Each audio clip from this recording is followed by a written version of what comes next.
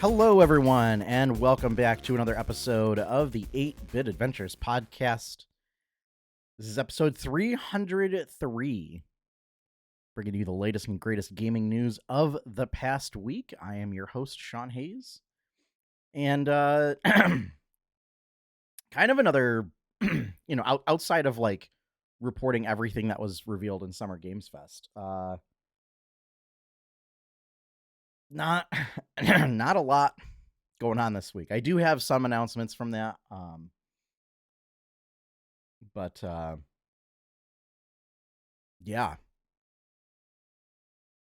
it's tough not having E3 anymore for this time of year.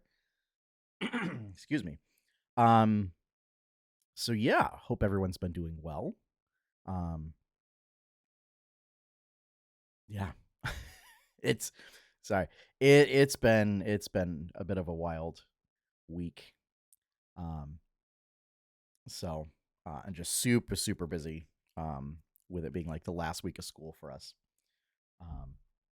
So yeah, we got some Dungeons and Dragons news. So that's very exciting. So and yeah, I got back into playing Vampire Survivors. Since I can just, if I have a half hour here or there, just do like a single run. That game still continues to punch way above its price. Like it is the best, I don't know, $3 you'll spend. I don't know, $8 if you buy all of the expansions, maybe. But and then I put the Black Priory, I think is the title, on my wish list. That looks so good. The marketing for that is like absolutely spot on, and I love it. So yeah, but kind of interested in like sort of retro classic RPG type games. Because I didn't really play a lot of them growing up. I mean, Super Mario RPG was my first RPG. And I didn't even own it. I was renting it from the video store. So that was like my first foray into RPGs. So when you figure that was kind of late into the Super NES era. So now, why don't we get into this week's news? I'll stop rambling to pad time. So here we go. This week's news in 3, 2, 1.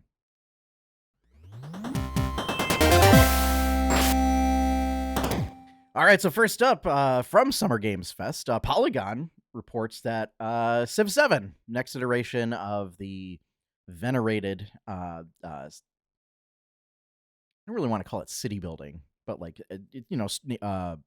nation building strategy game. It's in development, set to release 2025. Not like the announcement didn't really go into what features they'll include or whatever. I did see a comment. I can't remember if it was on Facebook or on YouTube or something.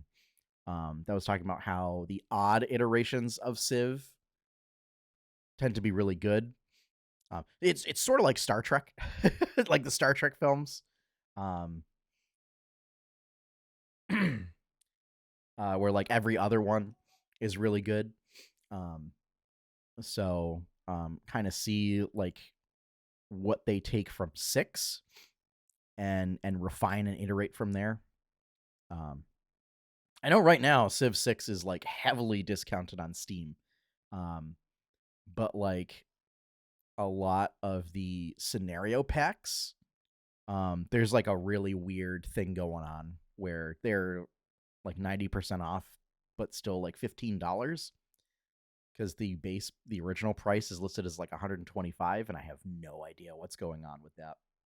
But so yeah, so to see what Civ 7 takes from Civ 6, refines, iterates on it. Because Civ 5 was great. And we've played, like my wife and I have played Civ 6. There's differences, and I think there were less features in the base game than there were in like Civ 5. So I think there was a bit of an adjustment to try to get to. But so yeah, sometime in 2025, Civ 7. Next up, Wizards of the Coast announced preview videos covering content in the upcoming Player's Handbook revision. So on June 18th at 7 a.m. Pacific time, it will include like an hour-long video of everything you need to know, end quote, about the Player's Handbook. It will cover weapon mastery and character origins, which is sort of species, I think is the official term that they're going with now. Background, feats, character options on the 19th. So June 19th at 9 a.m. Pacific time, there will be a preview of the new fighter. June 20th at 9 a.m. Pacific time will be the paladin. June 21st at 9 a.m. Pacific time will be the barbarian. I have seen comments from Latia Jakis, who is the community manager, that they will go into like all of the classes. So one thing to note is there are only going to be 4 subclasses for each class in the book. So not all subclasses will get an update and put into the new Player's Handbook. So this means that things like Tasha's and Xanathar's will still somewhat be relevant.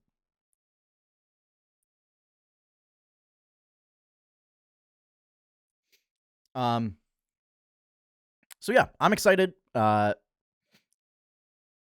Really excited to see. Like, Fighter got a bunch of changes, like with weapon mastery and stuff. Like, weapon mastery becomes a core feature. So I'm curious to see what the final product looks like. Barbarian got some interesting stuff. I think really like everybody's kind of really waiting to see what happens with Ranger, because like Ranger's gone through a number of iterations. And one of the hopes is that, you know, Wizards finally figures out like an actual class identity and like a central mechanic to it, like every other class does. Like, so, you know, like paladins have smite, barbarians have rage, fighters now have weapon mastery, you know, rogues have sneak attack.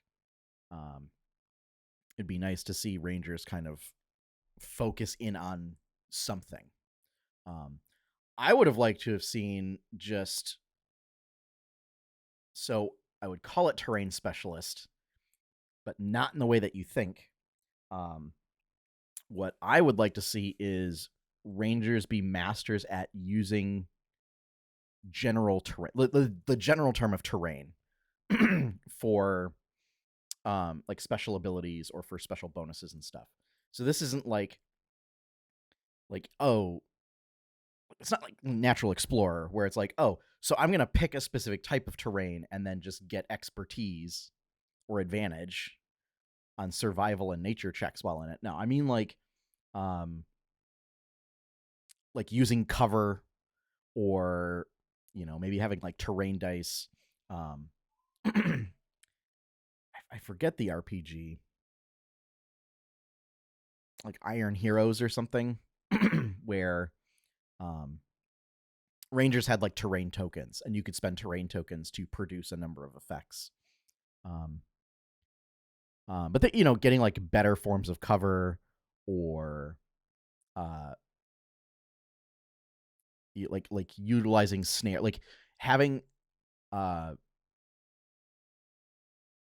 like maybe that the ranger creates terrain effects, so that like, oh, maybe it's, there is not a snare set up, but like you see something that could be in the moment utilized as like a trap.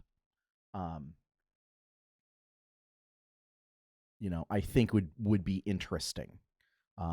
It does require how some GMs run to change things because that means you need to be a little more loose with like your battle setup.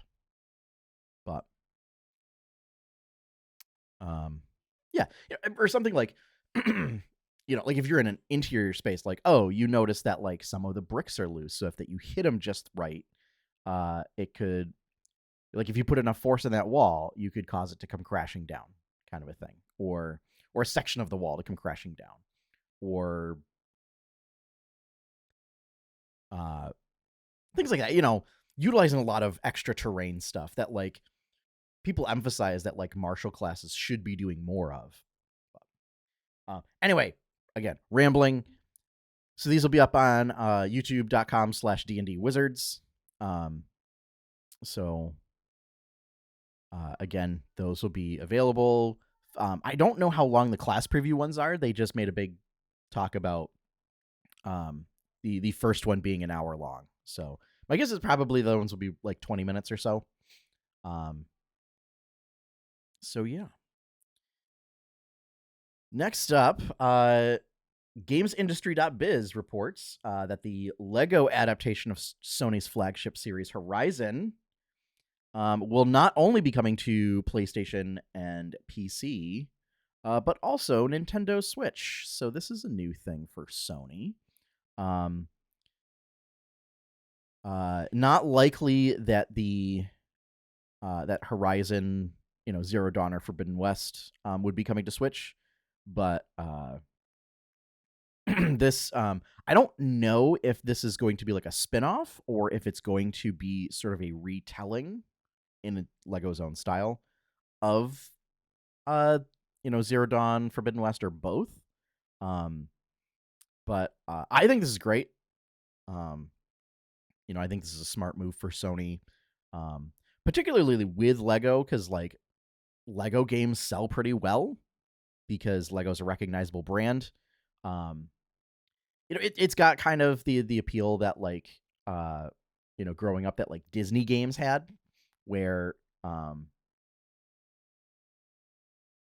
parents would see like, oh, it's a Disney game, for whether you had a Genesis or Super Nintendo, whatever, because then you had to deal with like both Disney branding, and in the case of Nintendo, like Nintendo standards, it was a pretty safe bet. But yeah, and I think Horizon is just a natural fit for Lego, since it's all a lot of robotic monsters anyway.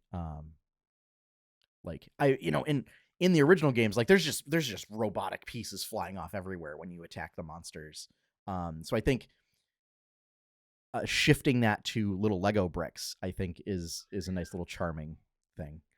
And that Lego's already done partnerships with Sony for Horizon sets anyway, which they're really nice sets. I don't have any, but I wish I did. So that's very exciting. It's been a while since I played any Lego games, but the Lego Star Wars ones are always great. So I may be excited to see what goes on with this and to pick it up. But yeah, no word if it's coming to Xbox, I don't think, or if the original games are coming to Xbox. So I don't think Sony's totally open yet. I don't think they've adapted to Xbox's strategy yet, where Phil Spencer said we want to put Xbox games on everything. So but we'll see. Maybe this is a turning point for Sony, and that they're going to put their stuff on more platforms. So yeah. All right. Next up, Lorcana is getting a new set. So they just did the announcement. there has been some backlash from the community as to like set 4 kind of just came out. It came out like a couple weeks ago. Um, but I think people who are new to trading card games are uh, a little fatigued right now of like the announcement cycle. But um, so set 5 will release August 9th to local game stores. So keeping with the every 3 months release date cycle. Set will be called Shimmering Nights and seems to focus around like big celebration after preventing Ursula from taking over the Inklands and the Illuminary and all that stuff. But notably, we'll feature a lot of characters from Wreck-It Ralph. So finally, some Wreck-It Ralph representation in the game, aside from one mediocre action card. But doesn't seem to be any, like, there's not any new, like, big mechanics. So nothing like locations. As far as they've done in the reveals, there doesn't seem to be, because like set 4 had like sing together and sort of the alternate shift effects. Set 2 just had a big focus on Floodborne. Set 3 obviously had locations. But it just seems to be Racer is a new tag that is on character cards. So obviously with a lot of the Sugar Rush characters, they all have Racer. One thing is I'm a little sad that Ralph doesn't have both hero and villain tags, because I thought that would be a little interesting and funny. But Badanon does get a card. So, like, interestingly enough, Badanon has a card that helps villains. So Ralph can't benefit from it. I don't know if there's going to be some sort of different cards for Ralph that maybe one of them is a villain. But yeah, was a little interesting that Ralph like kind of the crux of that movie is him going to Badanon and like becoming accepting of that he's a bad guy and everything. But then in Lorcana, like, he can't actually benefit at all from that card.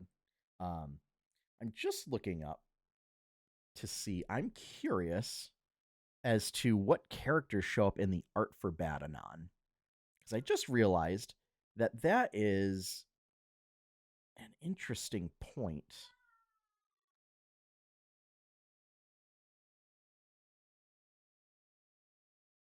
Okay, so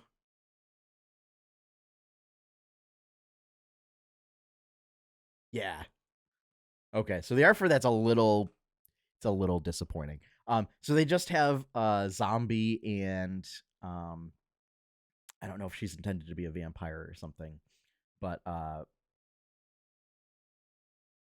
don't know. I don't think she's a character that actually appeared in the film. So no licensed characters on the Badanon artwork, unfortunately. You won't see M. Bison or Zangief or Bowser or Clyde or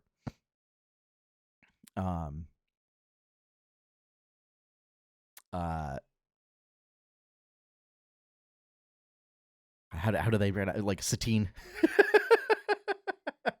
Yeah, none of them. They could have done Dracula. They could have put Dracula on there as a nod to Castlevania, but like Dracula's public domain, so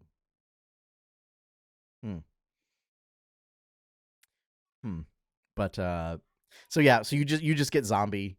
But it's also but to keep it, friendly, like family friendly and brand safe, it's also because in the movie, he's got a axe hanging off of his head. And they don't appear to have that in the card art. So yeah. But it is, yeah, it's a card that specifically benefits villains. So Ralph is also in the art. So there's gonna have to be like a Ralph, a villain card. So yeah, I don't know. One of the other notable things, so Merlin is getting a new card, and it's Lorcana's first tutor card. So for those who don't know, actually, is it? Now that I think about it, I'm pretty sure. So typically Lorcana has been like reveal the top, has been like, for those who are familiar with Magic the Gathering, they're called scry effects, where it's like you reveal, or you look at the top X number of cards of your deck, and you pick one of those.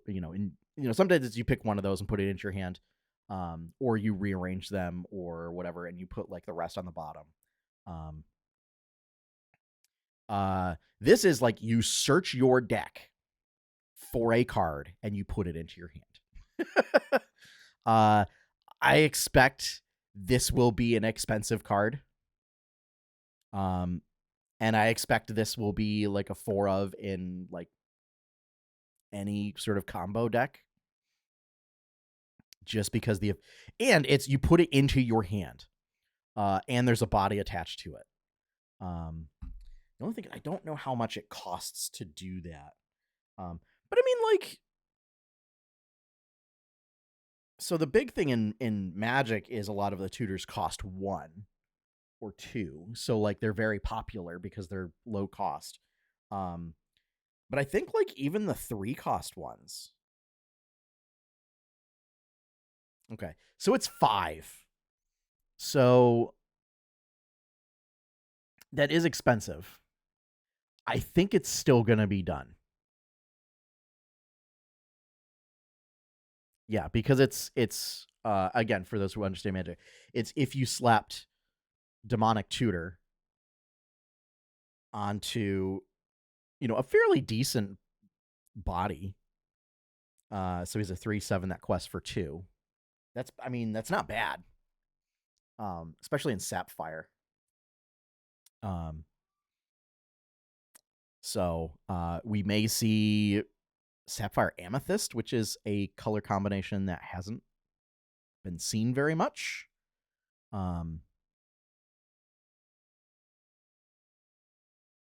And, because you've got a bunch of Merlins in there that are like part of a standard Amethyst package anyway.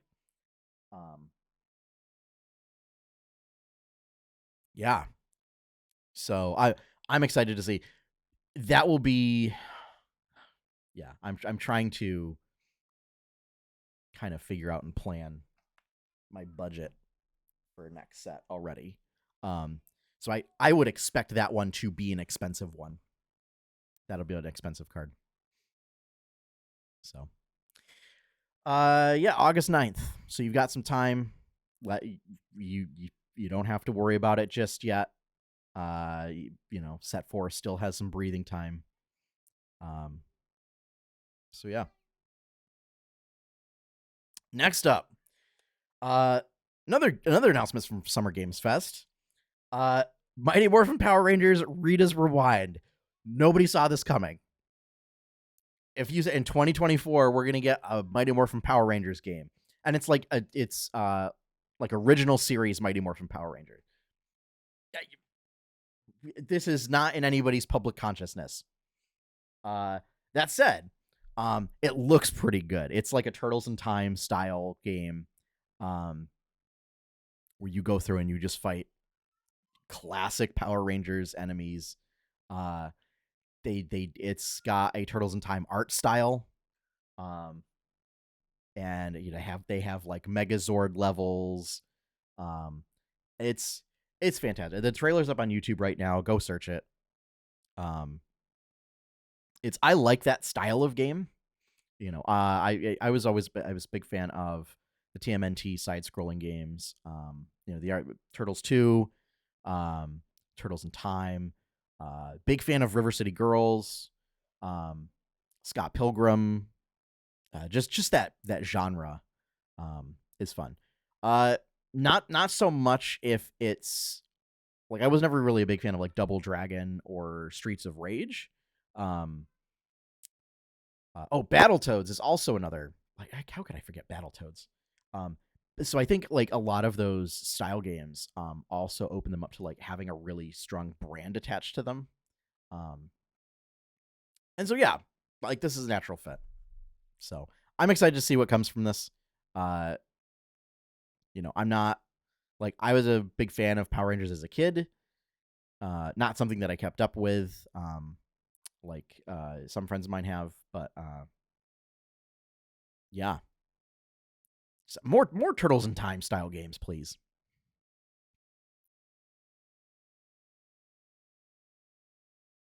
And then finally, our last bit of news: Xbox posted on their blog from the developer an upcoming quote cozy survival game end quote called Burrow, where you play as little field mice or forest mice, if you will.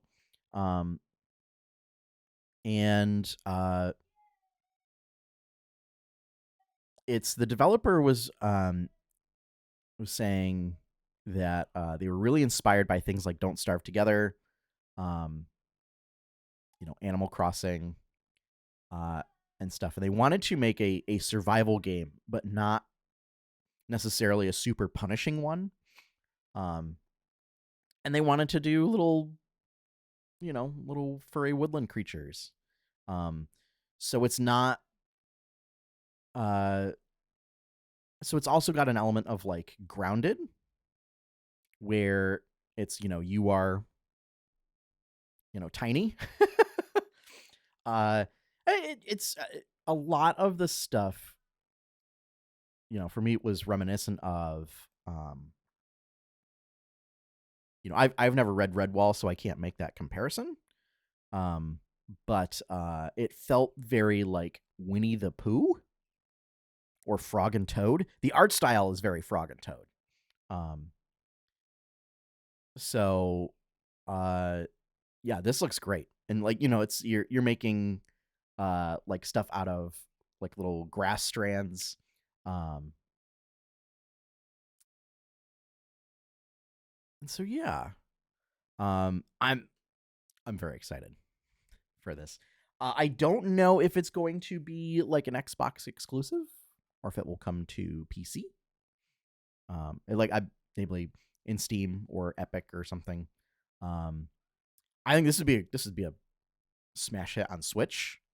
So I think if Phil Spencer doesn't release it on Switch or like doesn't push for them to release it on Switch, they're leaving money on the table. So, uh, yeah, I'm definitely gonna follow more on this, and if there's any news, bring it up because I think for the audience that listens and watches this podcast, this would be something they'd be interested in, um, and might even be like I think I'd be more interested in streaming like sort of like survival or cozy type games. Um, just trying to figure out how to stream more. Um, so yeah. So, um, that is going to wrap things up for this episode. But for those who are watching live, stick around. I'll do a post show. Um, but for audio listeners, thank you for listening. Thank you for joining me. As always, you can find more of our stuff on 8-bitadventures.com. Um, it's still kind of undergoing construction right now. I have like hundreds of comics that I'm trying to re-archive and reorganize. So please bear with that. If you would like to help support all of this content, you can become a patron over at patreon.com/8bitadventures. Patrons can get benefits for as little as $1 a month, $1 a month. And it is charged monthly. It is not charged per project or per upload. So Thank you to all of the current patrons. Thank you for your continued support. Our opening theme is One Up by Professor Shy Guy. You can find his work over at professorshyguy.bandcamp.com. And with that, we're going to close out this episode. So, as always, have fun, happy gaming, and enjoy your pie cake.